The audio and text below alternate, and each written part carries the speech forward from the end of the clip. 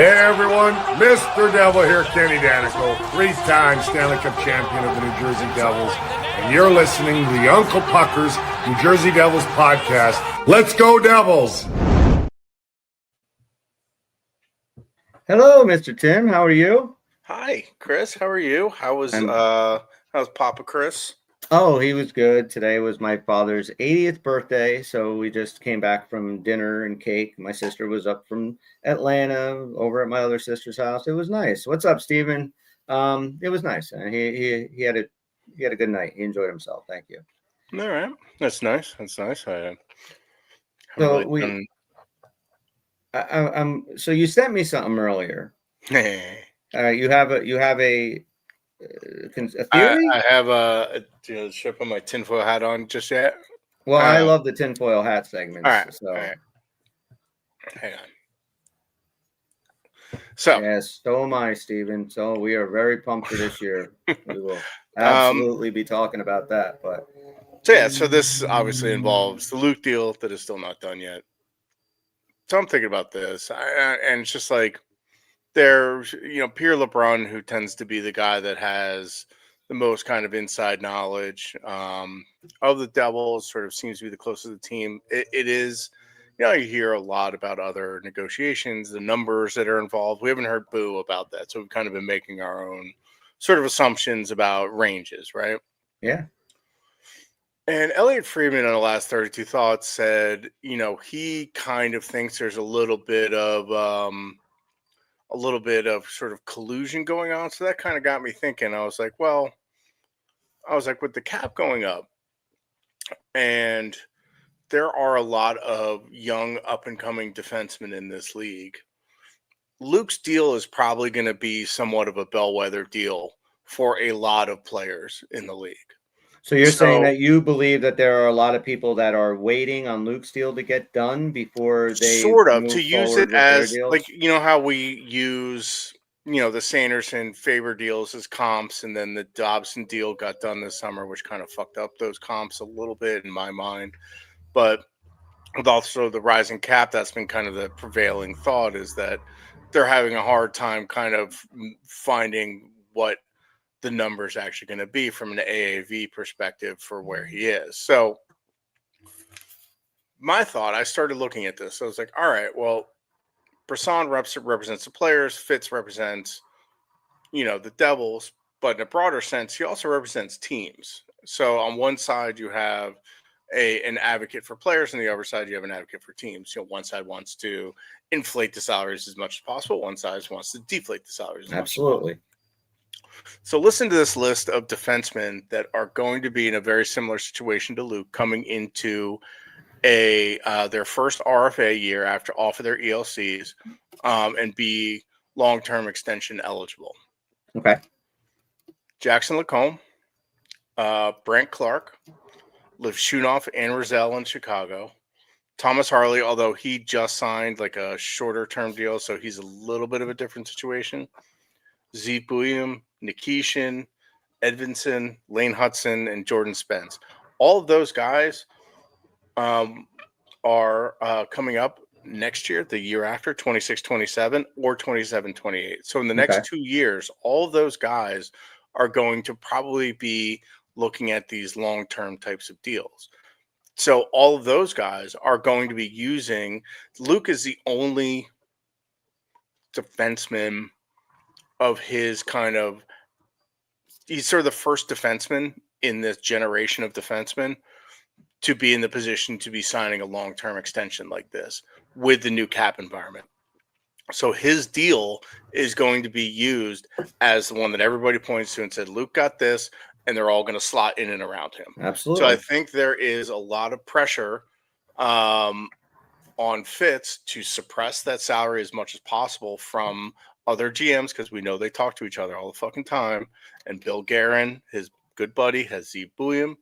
The Lane Hudson is on Montreal. So meanwhile, Brisson, I actually looked at a list of Brisson's clients. None of those guys are Brisson clients, but all the agents talk to each other too, and he naturally has other guys that he's just going to want to inflate. So that is my latest theory on what is also behind the scenes driving some problems in this, is that there are a lot of eyes on this particular deal to see where it nets out, because it's going to affect a lot of different guys.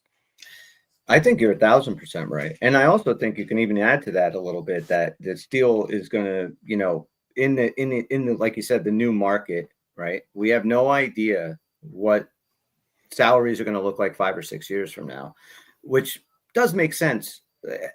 I like to look at it this way. Like, I'm an old dude. I was never very good at hockey, but if I was a guy in the position of Luke Hughes or any player that was looking to sign an extension, now, if it was 4 or 5 years ago, I think I would have done an 8-year deal with whoever signed me and been happy about it. But because of the way that the cap is moving over the next 5 years, I would not do an 8-year deal if I was in a person in Luke's shoes. Now, look, I want Luke signed up for 8 years, but I'm saying that if I was in his position, I would say, give me 4, and we'll talk about it down the road. I'd go 4 to 6 and around there. I'd give him 6 maybe, but I don't know if I would do 8 just because of that. Like, if I'm Luke and I'm getting 8 3/4, $9 million for 8 years, and Brock Faber, let's say, I think he signed an 8-year deal, so he's not going to be up for an extension anytime soon, but I'm just using him as a comp.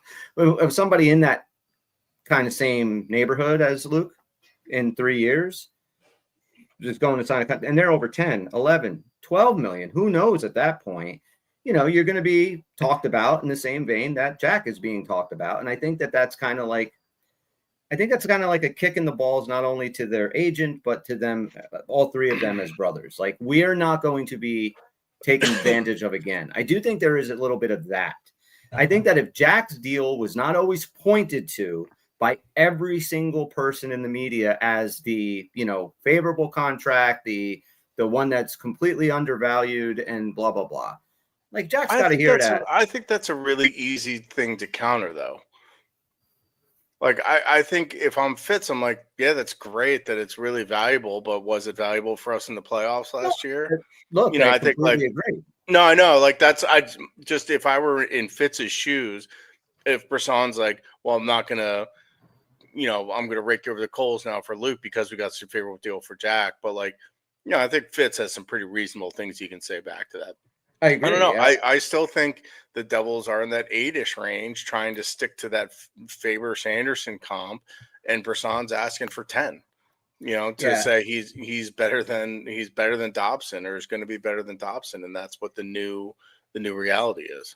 But then what we have to really keep in mind is the other thing that I understand why, what they could be going back and forth about. But we are tomorrow rolling into preseason games 4 and 5, right?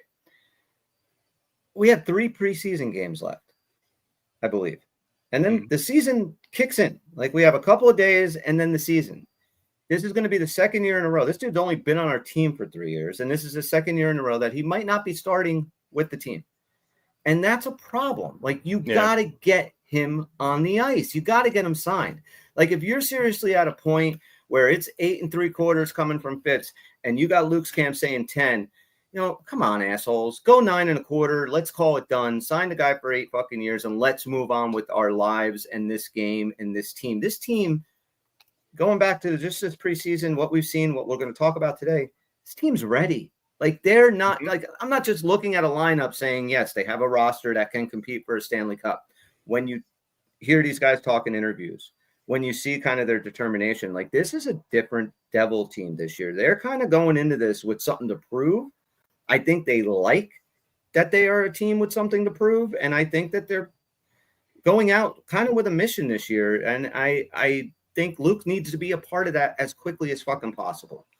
Right. I agree. And look, I've enjoyed watching Edwards, but he didn't have all that great of a game last night against better NHL competition. So Neither did someone else that I don't know if I should even mention his name. Yeah, he is not.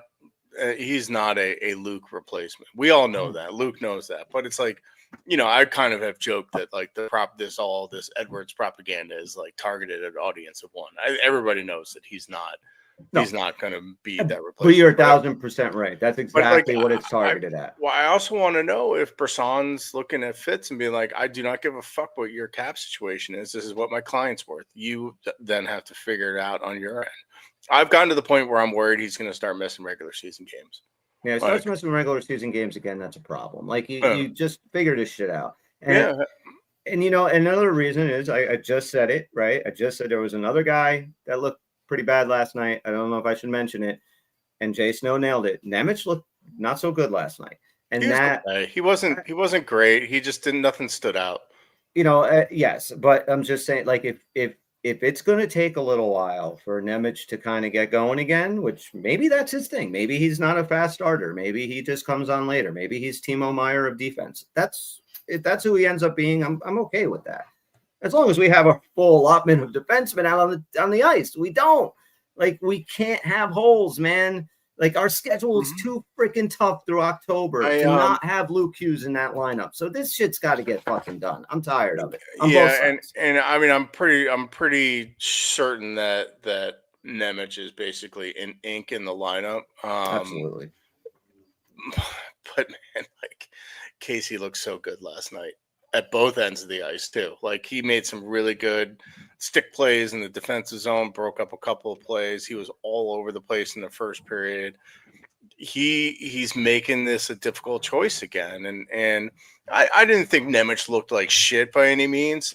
And that's kind of his game. His game is predicated on sort of subtlety and just being solid. Like, he's not gonna be flashy or anything like that, or do anything that where you're like, oh my God, holy shit. Well, I think it's safe to say that a Nemec good game is when you don't hear from Nemec a whole lot. When you're not noticing him a whole lot, that's okay. He's having a good, solid game. Yeah, and on suddenly he'll just like he'll see the thread like a ridiculous seam pass through somewhere on a power play, or just let loose. He's got a fucking rocket of a one-timer shot from the point. It's a hell of a player. He took one a couple games ago that hit the backboard. So I was like, oh, the noise on that was pretty well. The other guy that I'm a little worried about, and Jay Snow mentioned it before, was Glass. Has looked like fucking dog shit. I agree. But again, it's preseason, so who knows if like he's just trying to get his legs under him, operating at 80%. He got moving a couple times through the neutral zone, but he hasn't done much of anything. So I don't know. Yeah, I mean, Casey was fantastic last night. Anyone that listens to the show, they know. You guys all know I am a big Seamus Casey. We all are. Yeah, Casey's amazing. I really like him. But I also know that it's Nemec's turn. That's Nemec's spot. It's not Casey's. And if you feel that this is a spot that you want to put Casey in, then you just have to let Nemec go. And I just don't see a world where they let the number 2 overall pick out the door right now. So Nemec is going to be the guy. Yeah, Glass, on the other hand, now we texted a little bit about it last night. You and I were going a little bit back and forth after the game. I think I would be a lot more concerned about how bad Cody Glass looked so far this preseason. And look, it could very well just be that preseason. I know it looked like I think he got hurt yesterday. He left. And look, it's not that he looked like horrible. Like he didn't look like Hallinan. Like Hallinan looked awful last night. Right. Like Glass just he just was kind of there. Like he didn't do anything really. And maybe that's kind of what he's going to be, is a guy that doesn't get buried in his minutes. So I don't know, and it's hard to say. I think that Cody Glass is absolutely going to be our 3C. It's going to be him, Palat, and Brown, and that's how it's going to start. But I feel a lot better about him if he does go a little bit off a cliff with the all-around depth that I saw out of both the A team and the B team so far this preseason. I mean, our B team just went into Long Island and they beat essentially the Islanders A team. I know it's the Islanders. We know they suck, but you did have Ilya Sorokin in goal. He's no slow. Sorokin in goal. They had Barzal, Duclair. Yep. They had like they had their guys nine of their regular forwards. I think they only had 3D. They had Schaefer out there. Yeah, Schaefer out there. Yeah. So I like what I've seen so far this preseason. I like it a lot. And we'll talk about some of these other guys too. I do think Glass will be fine. I do agree with you that he hasn't shown anything this preseason. No. And there are a lot of guys that have stepped up so far. He hasn't been one yet. Yeah, but he's also got a spot on the team. So, like, he could be just getting his legs under him, getting his reps in, going 70, 80%. He turned it on a couple times. He had one nice rush up the ice. He's also been, he also is a guy that's not going to be doing everything. And he had fucking John Gruden on his line. Like, that's not going to be his line mates. You put, Right. If Palat and Brown do become a thing and suddenly put Glass in between them, then, we haven't really seen that line actually get many minutes together this preseason. So it's still preseason, and this is what I love about preseason. I can get really hyped about some guys that are playing well and not worried about other guys that aren't playing well. And it's all okay. It's once the season starts and if it continues to look like this for Cody Glass, it might be a little bit more concerning. I agree. And right now, I'm with you 100%. There were a lot of, then let's talk a little bit again, and we'll start with last night's game. And I just want to start, that's another thing that I texted you yesterday. And now granted, by the time the game was over, all right, full disclosure, I was high as a fucking kite. So so I'm texting you, and I had this whole thing, like, in my own head, I'm having this whole fucking kind of conversation with myself about why in God's name is there a freaking team in Long Island? Why is there a team in Long freaking Island? I don't know how many of you guys that are out right now, that are on the comments right now, myself, Tim, have been to Long Island. Why is there a fucking team there? The NHL needs to move the Islanders somewhere else. I'm tired. There's no reason that Long Island should have a team. And if anyone's from Long Island, I'm sorry, you should have left already. If anybody's in here from Long Island, they probably agree with that.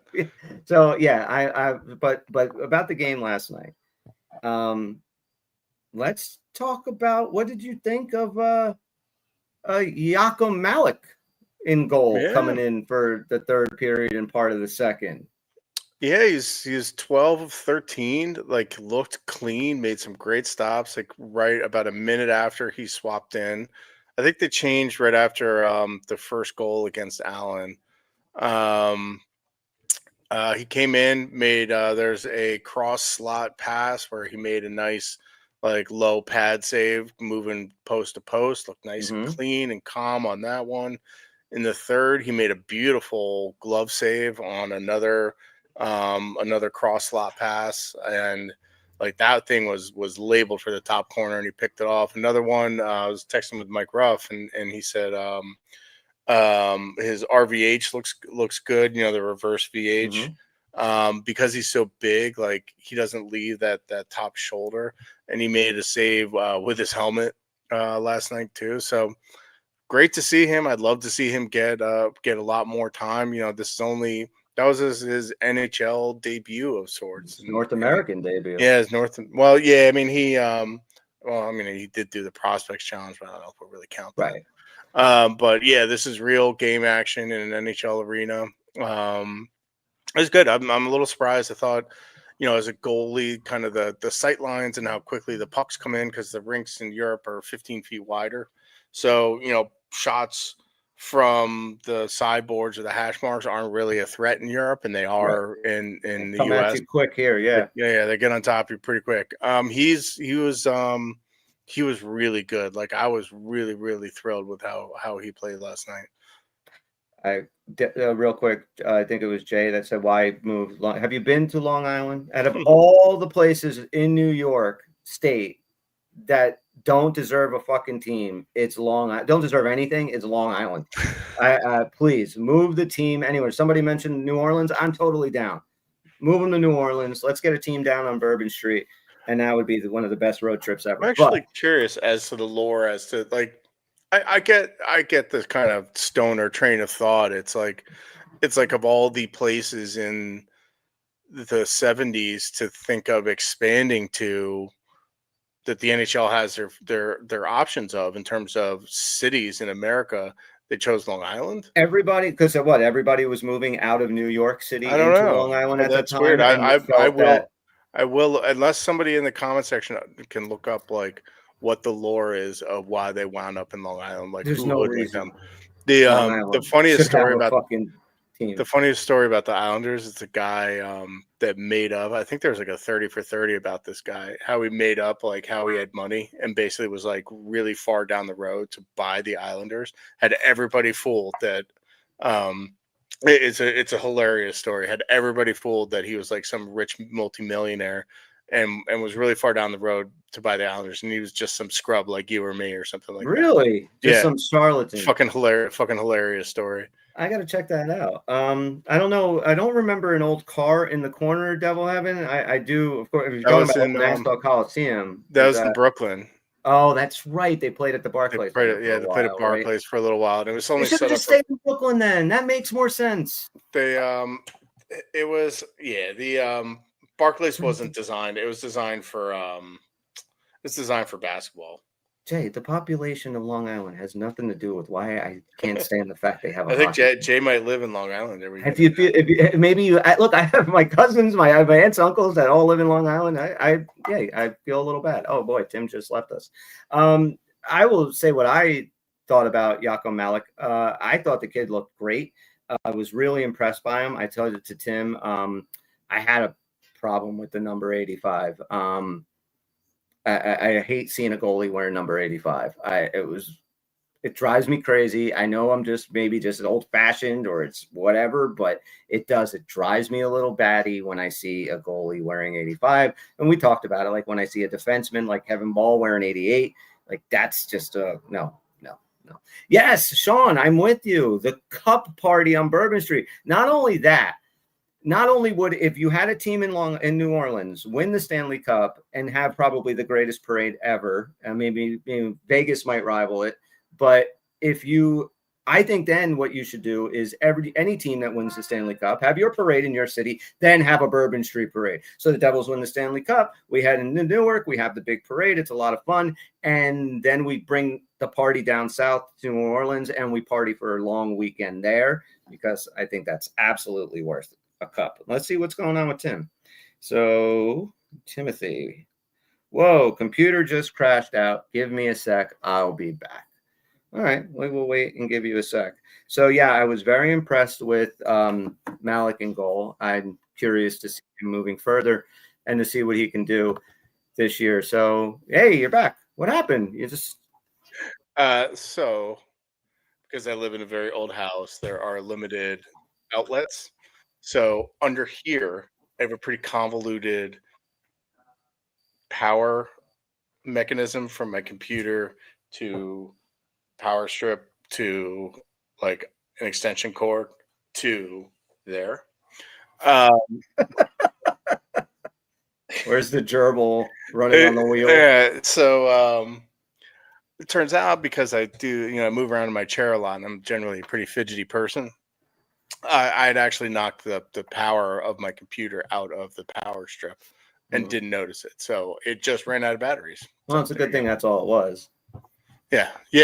No, I went to Staples today. I got new notebooks. I'm very excited about that. Awesome. It's little things, but I was perusing the laptops, and laptops are like pretty fucking cheap these days. Dude, I bought mine for like $240. Yeah, it's just, it's basically a little internet machine. The only thing I use this computer for is what I'm doing now, is for the podcast. So I only go on to StreamYard and record, but it works perfect for that. Except when it doesn't and crashes out on me. But other than that, it works perfect. Jason, Jay, there was no code when this house was built. Yeah, probably not. You're probably right. 1846. My house was built in about 110 years ago. So mine's pretty old too. Not in the 1800s, but pretty old. I don't know who would watch hockey in New Orleans, Jay. You're right. I don't know who would watch it. They seem pretty rabid fan bases as far as the Saints and Pelicans and stuff go. So who knows? They never talk about New Orleans as an expansion city though. So maybe it wouldn't do well there. The way that the sports infrastructure in New Orleans is set up with like the Superdome and then whatever the basketball arena is called now, being easily accessible from like the French Quarter, it's great. Like it's really great. to be able to kind of just get all boozed up and then just kind of wander over to the arena or the game. I've been to a couple of Super Bowls down there and a couple other events. Yeah, I'm fancy. Yeah, you are fancy. But so I was saying before, like, not only should the party on Bourbon Street, if we had a Stanley Cup team there, the Stanley Cup winning team out there would be awesome. I said we should make it like mandatory that whoever does win the Stanley Cup, you have your party in your home city, and then we all go down to Bourbon Street and have another big party. Done. So let's talk about the thing every Devil fan wants to talk about. The kid every Devil fan is completely enamored with. Let's talk about Grzyk. Another really, really solid game yesterday. I mentioned it, to you. I said I really hope that at some point in this preseason he at least puts him up with Jack and Brad, at least for one game. Let's see what he could do. And I think you said that would be really a good idea and be fun to watch. And we find out today that it looks like that's what's going to be tomorrow. So are they going to be playing the Washington game or the Ottawa game? I don't know, to be honest. I haven't seen who's going where. The Ottawa game is in Quebec City. Yes, that's right. It's in Quebec City. So I would think, and this is just speculation, although it's kind of annoying for some of the veterans to have to fucking travel like that for a preseason game, that the NHL was like, we're going to put a game in Quebec City, so you have to send Jack Hughes and Nico Hischier. In Ottawa, you have to send Tim Stützle and Brady Tkachuk, to kind of get people interested. Because if I'm just speculating at that. I don't know if that's something that actually happened or not. Is the Washington game at Newark, or is that It's in Newark? Yeah. All right, so So it's either you stay home or go. They're probably going to keep Jack, Nico, Timo, Bratter home. And I would think they would, unless the NHL put pressure on them to send actual real players up to Quebec. I would think probably Washington, but if it's not, but let's say it's Washington. That game, I believe, is televised on the NHL Network, and I think ESPN has the other one. Could be possibly reversed. It doesn't matter. They are both televised, but none of them on MSG. I believe, Jay, the Washington game is on NHL Network, and I'm pretty sure I saw that the Ottawa game was going to be on ESPN Plus, so it's probably just like we do have. I could be wrong. To figure this out. Oh, by the way, when my computer crashed, I was mid looking up. This is my Google search. Why did the NHL go to Long Island? Okay.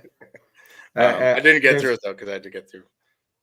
So I mean, that is going to be that could be something really, really special for Devil fans. I don't want to, put the cart before the horse and all that.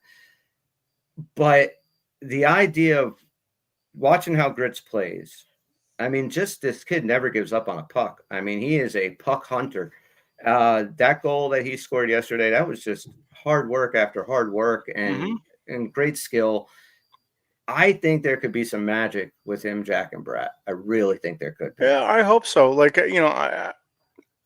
I'm trying to be – I'm very excited about this kid and just his Telegram channel that – I'm not downloading Telegram. No fucking thanks on that. I don't feel like, getting indoctrinated and becoming like a Russian spy or anything. But what about Telegram? Gritzo. Those crazy messages that he puts out, he puts out on Telegram. Oh, that's on Telegram? I thought he was on Twitter. I don't know. No. Yeah, I know. Telegram's a little wacky. Yeah. I would never touch that. But there's this kid is fucking adorable, man. Just those messages he puts out, he's so fucking cute. It's stop it. I can't wait to see how New Jersey ruins this kid. But but just for him to be I'm honored to play with Jack and Brad. But Keith also had some good complimentary things, saying his off puck stuff, and that's what I think these guys, the coaches, look for in some of these players. Is what are they doing off puck? Are they, defensively responsible? Are they moving to the right places? Are they anticipating correctly? Are they moving through their lanes correctly? How are their routes on breakouts? How are they doing in the offensive zone in terms of movement and getting open and winning board battles? What he did say was, when you're a really talented player, you can get a little cocky sometimes with the puck. And Grits did have a couple moments where he kind of overhandled the puck. So Keefe was like, that's something we'll talk to him about and work with him on, is making sure you're not overhandling the puck as the competition gets better throughout the preseason. Tell him that you put him with Jack and Brad. Not enough time. Brad, Right. Jack will absolutely overhandle the puck for everybody. But we don't have to worry about it. Yeah, exactly. If Gritsik ever thinks he's getting the puck because Jack's just going to turn it over. But what Gritsik said about Jack and Brad was like, I'll just get them the puck and get open, and I'm pretty certain I'll find a scoring opportunity. So that's a good thing. So the NHL brought a team to Long Island to preempt the rival WHA from establishing a presence in the growing Long Island market, which already had a new state-of-the-art Coliseum, NASA Veterans Memorial. Did back then, yeah. I guess there's previous demand for a major league team in Long Island. It was built up by early hockey interests, including a New York Rangers farm team and the construction of the Coliseum. So it was proactively to block the WHA at first. And then I guess there was demand for it, but they didn't consider how bad the LIE traffic is. I used to drive out to the Hamptons a lot from New York and just sit in that fucking traffic. It was awful. Super Bowls in the Hamptons? Ugh, you douche. It's just gross. I'm sorry. I married into a very rich family. I know. I like this Tim a lot better than I think. I don't know if I would have liked that little short version, Tim. I'm glad it didn't last too long. Yeah, we wintered in Switzerland, Chris. I seriously would punch you right now if we were in the same room. Oh, I did go to boarding school, so. I didn't know that a person could get more douchier, and you just did. You just fucking turned into like Steve Valiquette's fucking cousin. That's what you just did. What? Yeah, you heard me. Yeah, 2 new iron shoulders for Jack. Yeah, Sean, that's the thing, man. This whole season, when we talked about it ad nauseum, we're going to continue to talk about it because it is going to kind of be like the sort of Damocles just hanging over this team, and when is it going to fall? And Jack going to miss 20 plus games. So yeah, that's it. This team is absolutely a Stanley Cup contender. I believe they can compete in the Eastern Conference, and it all is predicated on whether or not 86 can stay healthy. Yeah, and look, I think we've built up our depth a little better, but no team's going to withstand. Like, look what's about to happen to Florida. Like, all of the model dorks like Dom Lashizin at The Athletic and Jay Fresh on Twitter, like they all downgraded Florida by anywhere from 5 to 10 points in standing. I don't know if they make the playoffs. Yeah. I mean, and honestly, it bodes well for us because we play them early. Yeah. And we do. We play them with our home opener, and that'll be without Barkov, and that'll be without Kachuk, and our building will be rocking, and our guys are on a fucking mission this year. And so, do you know what's going to happen too for Florida is the world is going to get exposed to Anton Lundell, who was taken 8 picks after Holtz, who is their 3C, who could be our 3C right now. Guy's amazing. He is. Baby Barkov. Yeah, he so is. No, well, yeah, we'll see what happens to them. But I mean, I get it. It's just 2 guys, but if you had to go to Florida and say, take 2 guys out that you think will absolutely cripple your team, those are the 2 guys. It's us losing Jack and Nico for the year. It's you just can't recover from it. I understand now. And there was somebody on TSN. I was watching some shit on TSN the other night, and they were saying like he should be back for the playoffs. And at that time, I was like, I thought that it was his ACL, MCL. This is not like the MCL. Okay, yeah, he can probably be back if he doesn't get the surgery and just gets it cleaned up. But the ACL is absolutely a year. And then you put them both together. Like, I don't know if he's back for preseason next year. I really don't. That is a major injury and a huge blow to that team. Yeah, I realize they have other centers, but nobody's replacing Barkov. Like, you're just not replacing him. Like, Sam Bennett's not nearly the player he is. Like, everybody's going to slot up. Luosterainen and Rodriguez played wing for almost all of the last couple of years. So I don't think – I don't know. We'll see what happens. And yeah, we know, like, I know Kachuk will be back around Christmas time, but it might be too late by then. I mean, We'll it would see. I mean, really kind of, they still have a very good decor, good goalie. it would suck for them not to make the playoffs, because I think that it's a super cool story of a team really trying to make it to winning 4 Eastern conferences in a row and 4 straight cup finals would be ridiculous. And even better would be, who's going to be that team to take them out? Who's going to be the next guys? Who's going to take their next spot? And I was kind of hoping it might be us. So I don't want them to miss the I'm playoffs for that curious reason. to see how they, because they've taken advantage of LTIR the past couple of years, Yeah, can't do that and that anymore. has certainly helped them get to the cup. Because when you can free up that much space to add Marchand and Jones, like let's not forget the last like 4 or 5 cup winners have all taken advantage of LTIR by a good $10-12 million. Let me ask you a question. Mm-hmm. All right, so you can still use LTIR money. So if they wanted to take Barkov and throw him on LTIR and take Kachuk, well, Kachuk probably won't be out as that long. So let's just say Barkov, whatever he makes, what's he make? $9 million a year? Even $9 million, $10 million. All right. So you get him out for you. Now you just freed up $9 million. There's a lot of talk about, all right, so what? Crosby's going to be a Panther now because this is just what they do, right? And I was thinking maybe more Malkin because he's probably going to be traded this year. I don't know if Crosby will ever leave, but regardless, I wouldn't be shocked if he becomes a Panther. But here's the thing: let's say you go out and you spend that $9 million, you bring in a player to replace Barkov, or let's say you split it up and you get 2 players to replace Barkov. You're going to try and supplement it somehow, and now Barkov does come back for Game 83 and the playoffs. Now it's not anymore. The old rules don't apply. He can't just slot into the lineup. You have to lose a $9 million salary to get him back. And so what do you do as a team? Do you use the LTIR money now, or do you just say we're going to run it with this team because he'll be back, even if it won't be the second round of the playoffs? We can't risk it. What do you do? I think they're trying to figure that out right now. Like, what do they do? I think, you just kind of, if I were them, I think you kind of say, you know what, other guys have to step up and spread the Barkov across the team and wait for him to come back. Hopefully he comes back in April, May and can play. And this is why I believe that LTIR money is going to be used a lot less frequently, especially by teams that are going to be in the playoffs. I don't think it's going to be used nearly as much as it's been, just because of that reason. You're going to have to now rely on your players. You can't just basically go and steal $10 million, $8 million above the salary cap and have an advantage over every other team in the playoffs. I honestly, and if I were another GM and Florida came calling, I'd just be like, nope, fuck you.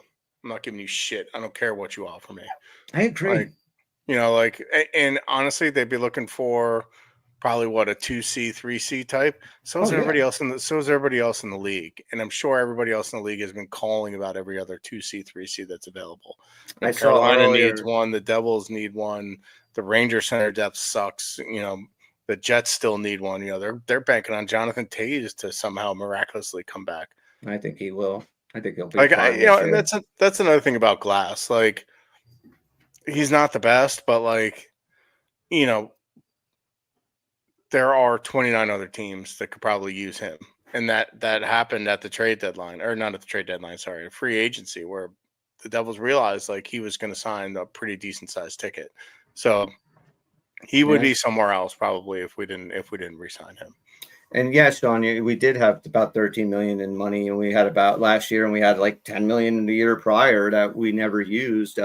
With the LTIR money, the difference is that comes directly out of the owner's pocket. So if you're going to go over the salary cap, like if you're an owner and you're in it for $88 million or whatever the number is, I'm just going to use that.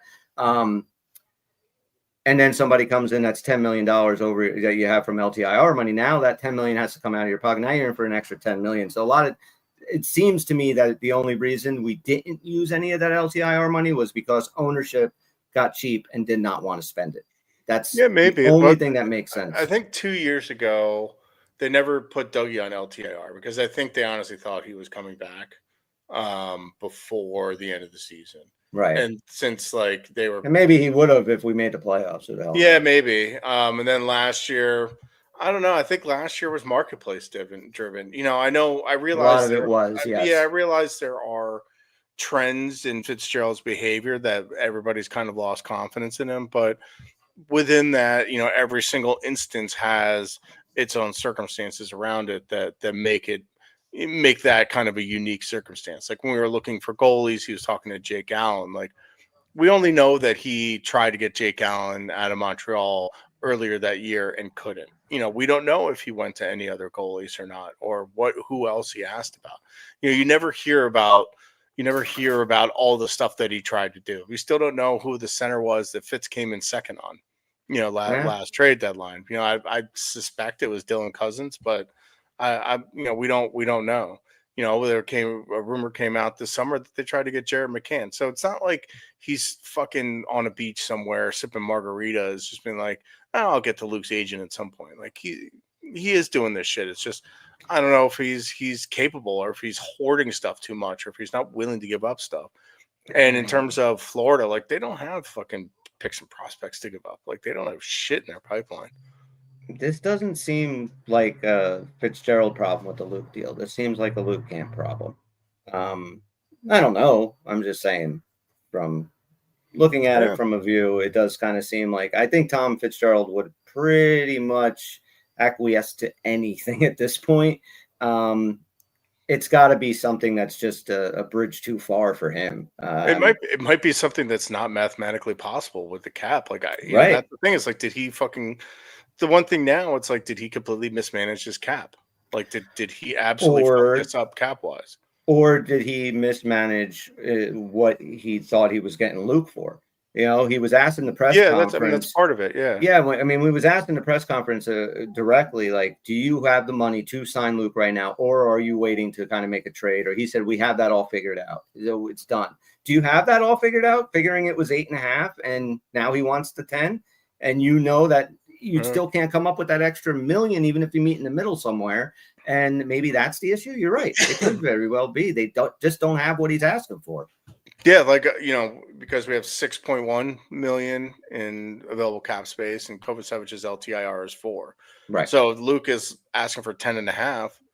You don't have it. You know, you don't have that unless you know. I guess you. And I'm sure he doesn't want to spend every nickel. And you know, exactly. It's like, and I don't know if Brisson's like, I don't care. That's not my fucking problem. Mm-hmm. You know, I'm setting up a marketplace for you know all the future stud defensemen in this league.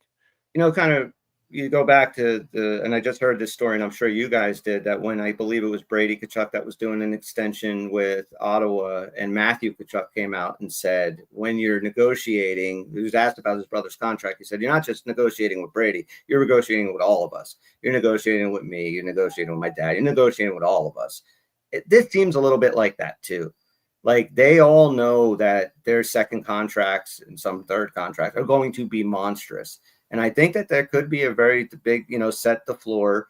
This is what we're going to be asking for. We are that good. We're going to go out there and get us paid from whoever. And Fitzgerald, unfortunately, might be in a position where, you know, he has, you know, look, I need to keep $1.5 million. You know, we don't know what's going to come up. You know, there could be other issues. You're not the only guy on the team right now to, you know, no, pay me this money. And if that's the case, you know, it does kind of, it kind of sucks because it means in 5 years, we're going to fucking deal with more of this bullshit when it comes to Jack. And if we ever do get Quinn, which does seem like a personal goal for Tom Fitzgerald to make happen at some point, and we're going to have to go through this again. This is shitty enough dealing with it with Luke. I don't want to go through this every fucking 3 or 4 years with a Hughes brother. And it's also he was extension eligible in January, so they had to have had these conversations since then. Where you know, and then I don't know when the news about the rising cap came out. That was when was that? Around like the new year, right around early 25. It was before the trade deadline, right? Yeah, so it was I feel like it was right. there. I feel like that was an important consideration. Was like getting that new cap info out before the trade deadline. Yeah, that makes sense. So they had to have those conversations. I just like it's like you've had 9 months to get this deal done. It's like this shouldn't take that long. And that's why I think it's more on Luke. I think that Tom Fitzgerald, unless he's completely incompetent, I believe he had a time frame down, and this thing was. I think he legitimately thought this thing was going to get done around 4th of July. And, I think so too. Yeah, and then go ahead. When did Dobson get traded? Dobson got traded right at wasn't that right around June 1st, July 1st? I think it was like first week of July, probably. It was right around free agency. And what was I seeing before? June, yeah. It was in June. It was before the trade. Okay. So maybe before free agency. That's kind of what I was thinking about also, is like maybe, and look, this is all just speculation. We don't fucking know anybody anywhere. No. And like, I'm not trying to defend Fitz here, but I'm trying to figure out different things that could have caused this negotiation to kind of go a little south, which it seems like it has. Like, he's had such a window to be able to negotiate this, and then suddenly in June, Dobson gets traded and signs at 9.5, and Brisson's like, oh, well, Dobson's getting 9.5. Originally, maybe they were talking 8.5 like we originally thought, and then Dobson signs for 9.5, and they're like, oh, well, 9.5 is the new number. I want 10.5. It's that quarterback argument where, like, the guy gets 50, the next guy gets 52, and then the next guy gets 53, and the next guy gets 55. It's like next man up shit needs to stop. Right. It does. And the problem is Montreal overpaid for Dobson. Luke is argumentatively better than Dobson. I don't even know if argumentatively he is better. He's better than Dobson. He's better than Dobson. Montreal fans are already turning on Dobson. So how do you sit there, like, seriously though, if you're Luke's camp, how do you go, how can we take anything less than this dude? How do you do that? And somebody had mentioned, didn't Jack say that to Brad about just, if you want to be here, sign the contract? I believe it was Mercer, but he did say that, and I think it was last year. If you want to be here, then just sign the contract and get here. I just want to argue with. I don't expect him to say that out loud to us, but I hope he might be saying it to his brother. And Chris, you can help me out with this one, but Jason was saying the NFL they proved those deals. They absolutely fucking did not prove, and like the next man up quarterbacks. Definitely none of them proved those deals. No, Jordan Love's proved to be a $50 million guy. Dak, a $60 million guy. Trevor Lawrence, a $50+ million guy. Tua Tagovailoa fucking Loa, a $50+ million guy. No, that was all next man up, and they all got paid because teams were scared shitless of the prospect of not having a quarterback, that they overpaid for a middle of the road one. And I don't want to see that happen with anybody. But that's starting to happen. It's these young guys are getting these terms that the GMs are rolling the dice on. Dobson is not worth 9.5, and that could be, that could be part of the sticking point where Brisson's like, well, Dobson's 9.5, Luke is better than him, and Fitz could be like, yeah, well, those guys in Montreal are fucking idiots. Did they ever watch Dobson play? There's just so many problems, I think, in terms of back and forth. And when Fitz is saying we're trading ideas, like, I think these are the ideas that they're trading. It's just more like, no, that's a stupid argument. No, that's a stupid argument. No, that's a stupid argument. But I do think there is NHLPA pressure. I think there's agent pressure. So, there is a lot more. It's not just, hey, Luke, let's get in a room and hammer out this deal. There's a lot more to it than I think people really give it credit for. I just needed to get done. We all needed to get done. It's annoying. I'm so tired of talking about just give him fucking $9 million a year, 10 million, even 10 million. Give him fucking 10 million a year. I don't care at this point. And maybe that's what Luke thinks Fitz is going to say. By the first game, he'd be like, you know what? Fuck it. Fine. 10 million. Well, I tell you right now, if Luke's camp sits out one game, that deal is going to be done the next day. So, I mean, I honestly believe that. I don't think Fitz is going to go far into, like I said, October is too tough. Luke is too important to this team. You cannot fucking have this guy missing actual games. Just cannot do it. Okay. So get it done. Stop talking about Luke. I'm fucking tired of this shit. All right. Well, anything else you want to talk about before we wrap up? It seems like we talked about the Gritzuk Jack Pratt thing. Keith did say that he is going to tinker with some stuff just to see how different things look, because guys are going to be, he's going to need to change things up throughout the season. So wants to give guys different looks at different things. I think are you frozen or are you just stoned? I'm here. So I think kind of the lines have really started to crystallize what they're doing up front. And I really, I think it's almost set in stone where it's Dadnov, Jack Pratt, Timo, Nico, Mercer, Glass, Palat, Brown. And then fourth line, Cotter and Gritsuk. Now, what do you think in terms of who's the front runner right now? It's got to be Glendening. Yeah, I agree. Yeah, I think he's making this team. Yeah, and I think he's making it easy. I mean, I thought this might actually be a battle. I mean, I don't know anybody else so far that has stepped up to be in that position. He's done everything that he asked for. He's good on faceoffs. He can score goals. He's been around. I mean, he's got some pedigree. He's been in big games. He knows what it takes. I think he has the perfect makeup for a four-line center for this team. Yeah, he's got good wheels. Yeah.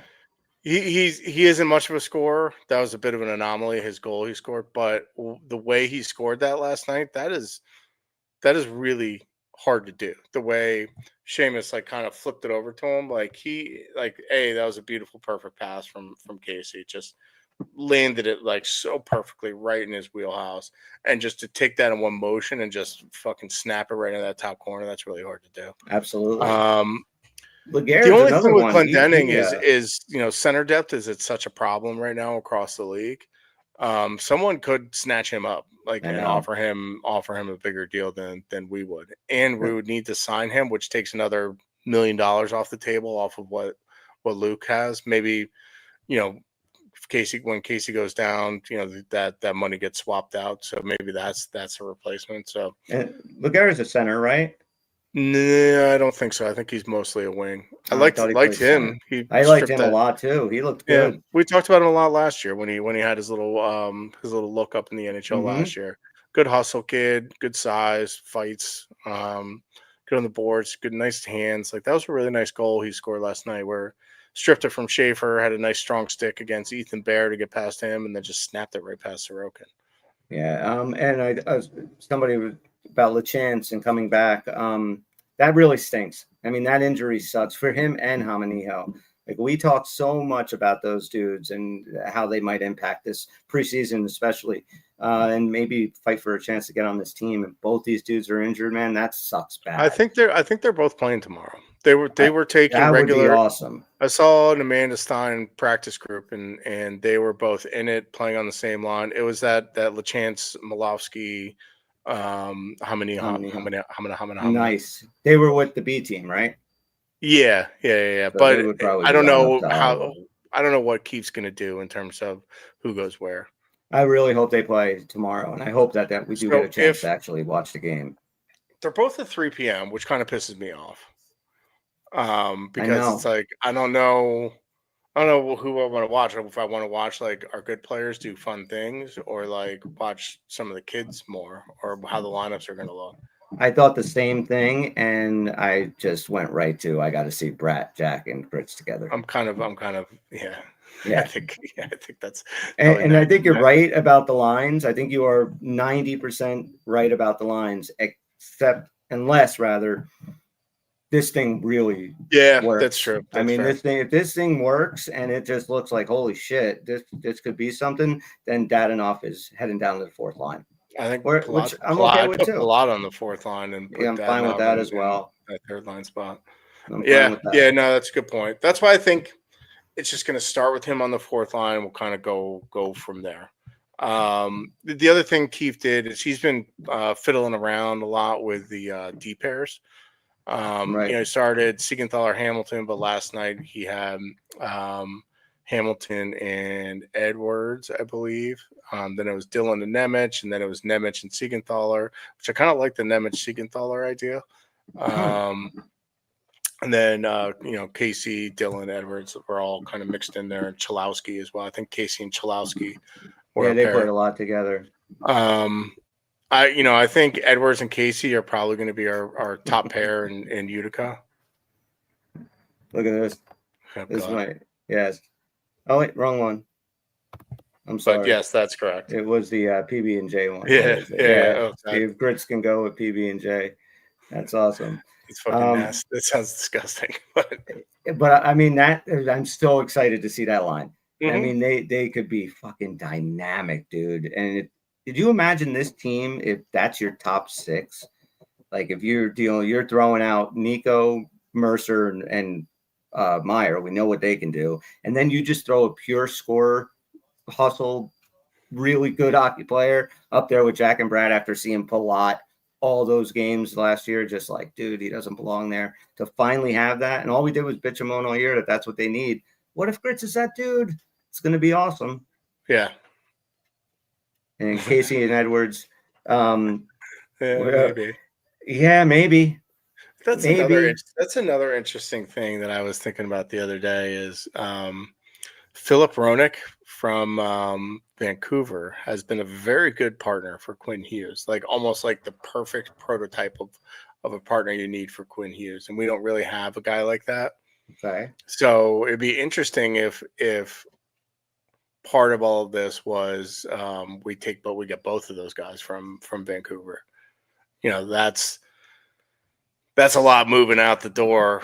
Yeah, but that's a lot moving out the door. But I mean, I honestly believe that Tom Fitzgerald has made that a personal goal of his. I think he wants to have, because Tony has mentioned it a lot on this team.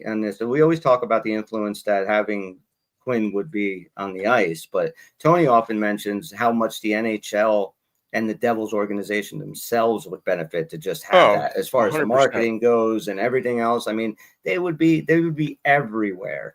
Devils would become one of the fastest growing teams. People would start watching them a lot more all over the country. Maybe this podcast will get a few more listeners, but it would really be we get like 6 more people in the chat. Yeah, which would be awesome. But then I don't again, know. I don't want more people in chat because I've seen shows the chats are just like. I'm with you. Like I feel like they're all in with us. We know who we're gonna get. Nobody else. Boys. Yeah. I'm with you. Yeah, party's closed. Fuck everybody else. No more people. Doesn't limit. That's it. Yeah. Yeah. Exactly. So, but yeah, I mean, this team. I turned my jersey around, by the way, until Luke Hughes signs. Yeah, good. Fuck them. Yeah, enough of this shit. Seriously, man. We're a week and a half away from fucking real hockey, and it's not like we're playing, San Jose in game 1. We're playing fucking Carolina. I need one of the Devils beat reporters to ask Jack, be like, when Brad's contract was up, you said sign the deal. What do you say to Luke? He would set his ass up and fucking. I mean, none of them would have the balls to do it. No, not to Jack. No, if it was Brendan Dillon that said it about his brother, or somebody like that. I don't know. Did you get your press credentials or no? What did you even get a response? No.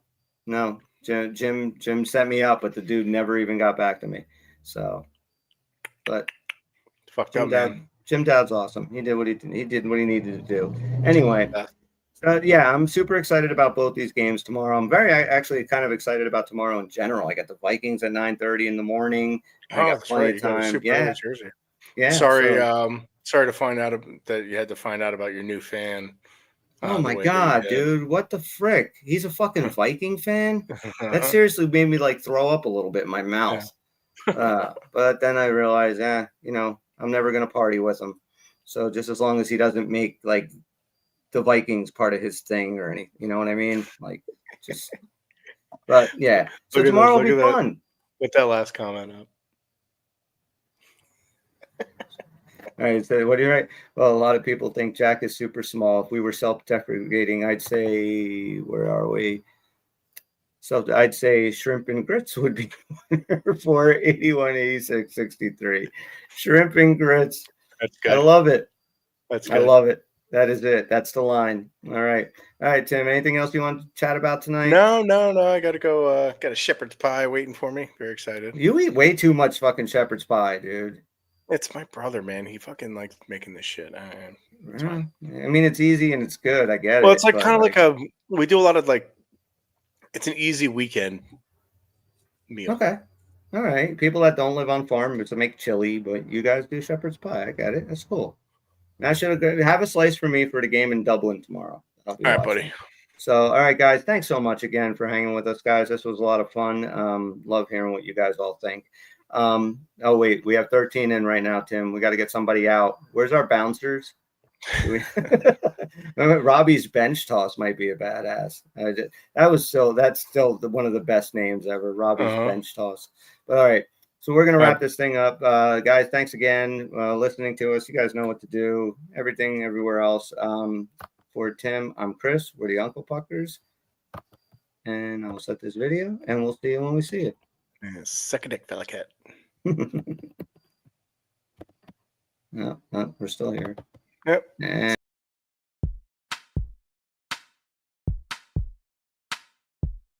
it's over, Johnny.